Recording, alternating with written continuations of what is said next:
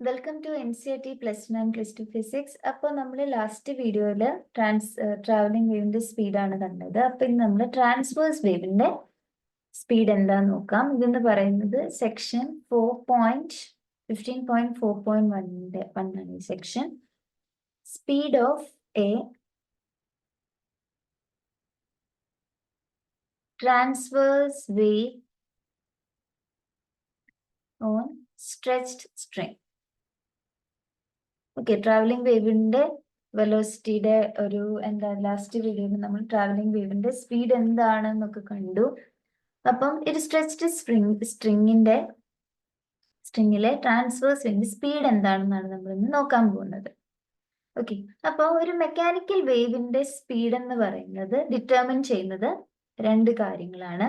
ഒന്ന് പറയുന്നത് അതിൻ്റെ അകത്ത് ആ മീഡിയം ഡിസ്റ്റർബ്ഡ് ആവുമ്പോൾ അവിടെ അതിനെ റെസ്റ്റോർ ചെയ്യാൻ വേണ്ടിയിട്ട് തിരിച്ചു വരുന്ന ആ ഫോഴ്സ് ഉണ്ടല്ലോ, ദറ്റ് ഈസ് മീഡിയത്തിന് തിരിച്ച് ഒറിജിനൽ പൊസിഷനിലേക്ക് എത്തിക്കാൻ വേണ്ടിയിട്ടുണ്ടാവുന്ന ആ ഫോഴ്സ്, അത് റെസ്റ്റോറിങ് ഫോഴ്സും.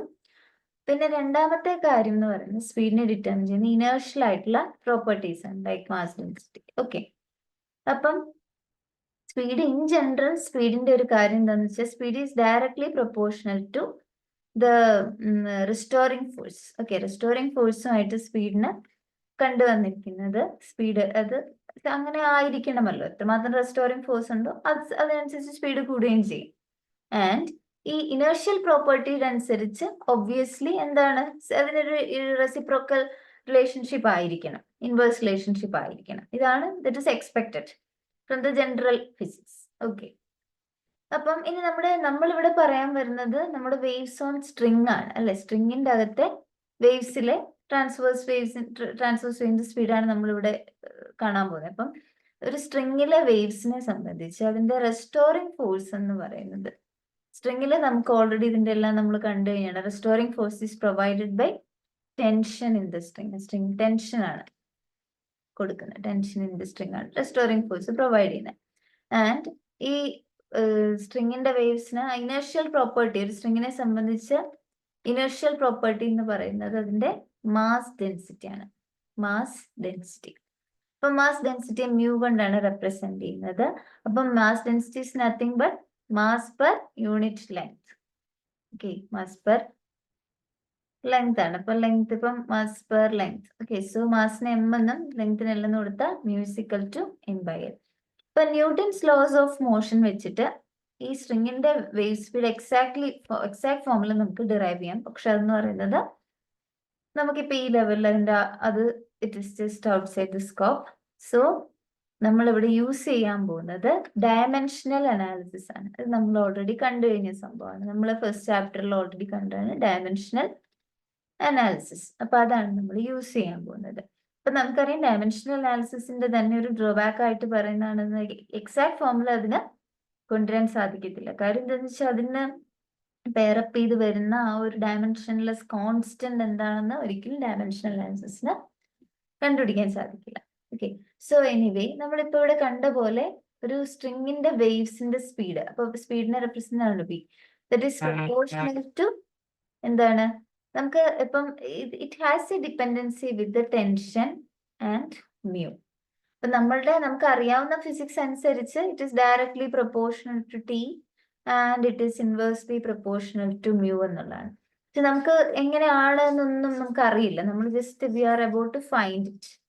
അതെങ്ങനെയാണ് അതിനെ ഡിപ്പെൻഡ് ചെയ്യുന്നത് എന്നൊക്കെ നമ്മൾ കണ്ടുപിടിക്കാൻ നമ്മൾ ഡയമെൻഷൻ അനാലിസിസ് ഉപയോഗിക്കുമ്പോൾ it is T raise to some x and mu raised to some, or we'll put mu raised to x. Okay, mu raised to x t raised to some y. ഈ രീതിയിലാണ് അതിന്റെ relationship എന്ന് വിചാരിക്കുക. നമുക്ക് ഈ proportionality മാറ്റാൻ വേണ്ടി ഞാൻ ഈക്വൽ സൈൻ ഇടുന്നു. ഞാനൊരു സി എന്ന് പറഞ്ഞൊരു കോൺസ്റ്റന്റ് ഇടുന്നു. So mu power X T power Y. ഇനി നമുക്ക് ഡയമെൻഷണൽ ഫോർമുലാസ് യൂസ് ചെയ്യാം. വെലോസിറ്റിയുടെ ഡയമെൻഷണൽ ഫോർമുല എന്താണ്? Displacement divided by time. And mu എന്ന് പറയുന്നത് എന്താണ്? Mass per unit length. Mass per unit length. So L power minus 1. And then ടെൻഷന് generally tension same like force. So mass into acceleration. Mass into acceleration is L T power minus 2. ഇതെല്ലാം കൂടി നമുക്ക് ഇവിടേക്ക് ഇട്ട് കൊടുക്കാം. That is LT power -1. അപ്പൊ എമ്മിന് ഒന്നും ഇല്ലല്ലോ, സോ m പവർ 0 എന്നിടാം. Is equal to C and M L power -1. T0 അല്ലേ, അപ്പൊ നമുക്ക് T0 എന്നിട്ട് കൊടുക്കാം. റേസ് ടു X ആൻഡ് ഇവിടെ LT power -2 raise to Y. Okay, ഇനി നമുക്ക് ഓരോന്നായിട്ടൊന്ന് ഇക്വേറ്റ് ചെയ്ത് നോക്കാം. ഈ എമ്മിന്റെ പവേഴ്സ്, നമുക്ക് എമ്മിന്റെ പവേഴ്സ് ഇക്വേറ്റ് ചെയ്ത് കഴിഞ്ഞാൽ will get 0 is equal to x plus y. That means എന്താണ്, എക്സും ഈക്വൽ ടു -y എന്ന് നമുക്ക് മനസ്സിലാക്കാം. ഇനി നമ്മുടെ എല്ലിന്റെ powers, coefficients, powers of L equate ചെയ്യുവാണെങ്കിൽ നമുക്ക് ഇവിടെ കിട്ടുന്നതാണ് L 1 ആണ്.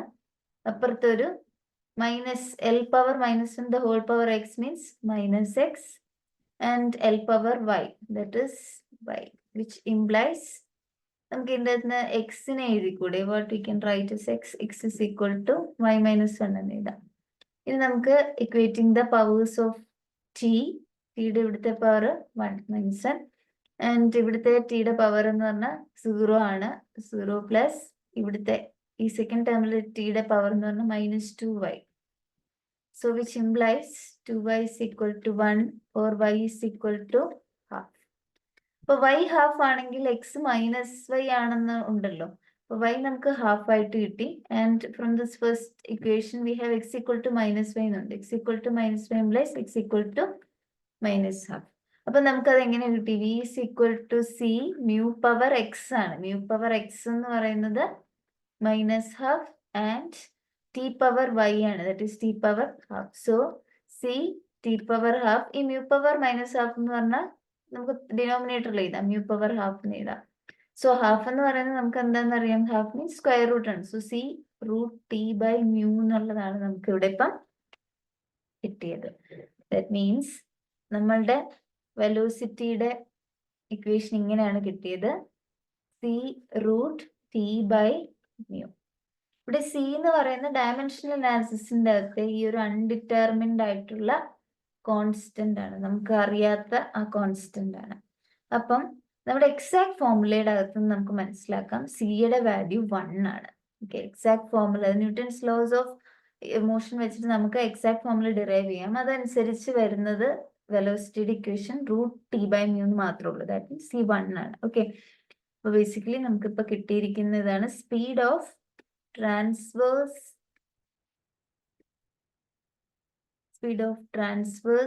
waves on a stretched string. ഒരു stretched stringile transverse waveന്റെ സ്പീഡ് എന്ന് പറയുന്നത് which is given by v is equal to √t/mu.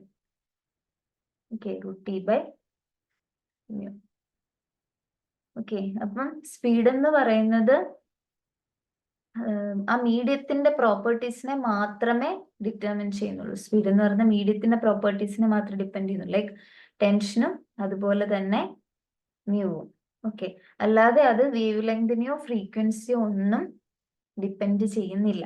പക്ഷെ നിങ്ങൾ വലിയ ഹയർ സ്റ്റഡീസിലൊക്കെ പോകുമ്പം നിങ്ങൾക്ക് ചില വേവ്സിനെ പരിചയപ്പെടാൻ പറ്റും. അതിന്റെ സ്പീഡ് എന്ന് പറയുന്നത് ഫ്രീക്വൻസി ഇൻഡിപെൻഡന്റ് ആയിട്ടുള്ള എന്താണ് വേവ്സിനെയൊക്കെ നിങ്ങൾക്ക് പരിചയപ്പെടാൻ പറ്റും.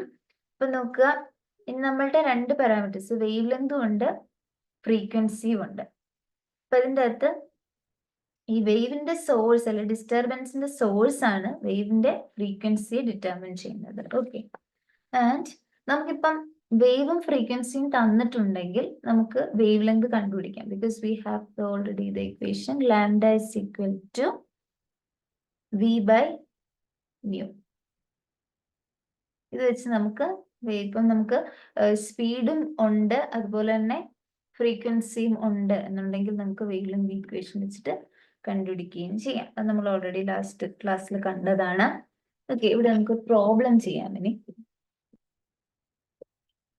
ദിസ് ഇസ് പ്രോബ്ലം എക്സാമ്പിൾ 15.3 ആണ്. A steel wire 0.72 metre long. അപ്പൊ അതിന്റെ ലെങ്ത് ആണ് തന്നിരിക്കുന്നത്. Okay, length is 0.72 meter. Has a mass of 5 × 10⁻³ kilogram. അതിന്റെ മാസ്, അത് m എന്ന് പറയുന്നതാണ് 5 × 10⁻³ kilogram. The wire is under tension of 60 Newton. And tension തന്നിരിക്കുകയാണ് 60 Newton. What is the speed of the transverse wave on the wire? Speed is given by root T by mu. T ഉണ്ട്, mu നമുക്ക് കണ്ടുപിടിക്കാൻ എന്ത് ചെയ്താൽ മതി? Mass per length എടുക്കുക. So 5 into 10 power minus 3 divided by 0.72. ഇത് ചെയ്യുമ്പോൾ 6.9 to 10 power minus 3 എന്ന് കിട്ടും. So we കണ്ടുപിടിക്കാൻ root of 60 divided by mu means 6.9 into 10 power minus 3. So it's work out in 93 meter per second. This is the speed of transverse wave on stretched speed of the wave on the given wire. Okay. So that's it. Next video, speed of longitudinal wave. Okay. Thank you.